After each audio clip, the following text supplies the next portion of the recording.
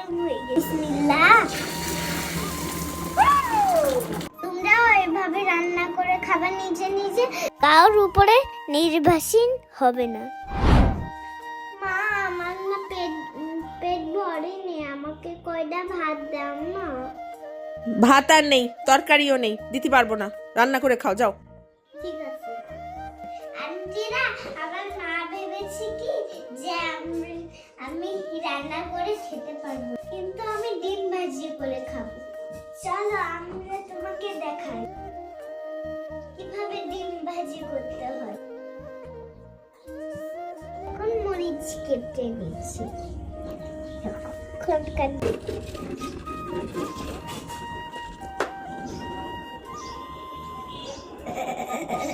তারপর ছোট একটা পেঁয়াজ কেটে নেব। আন্টিরা, কেমনে ডিম ভাঙতে হয় জানো?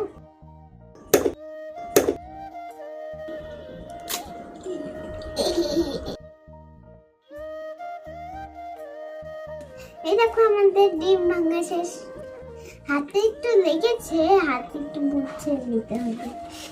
কাঁটা চামচ লাগবে একটা, একটুখানি লবণ দিতে হবে, ভালো করে মিশাতে হবে।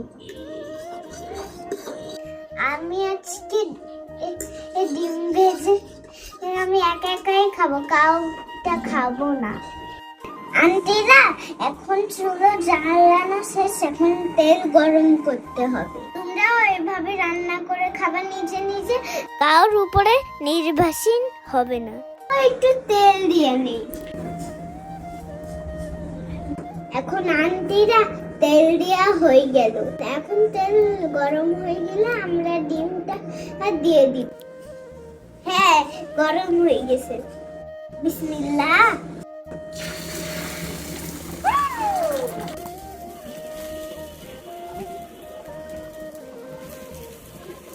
দেখো মাশাআল্লাহ, কত সুন্দর ডিম ভাজি হয়েছে।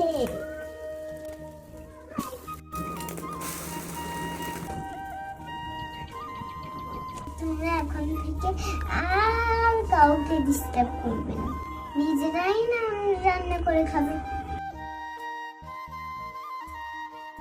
বিসমিল্লাহ। রান্না কখন করব? আজকে ডিম ভাজি হয়েছে, আবার অন্য আর একদিন মাংস রান্না করো, ঠিক আছে? না, আজকে মাংস রান্না করব। no, no, no, no.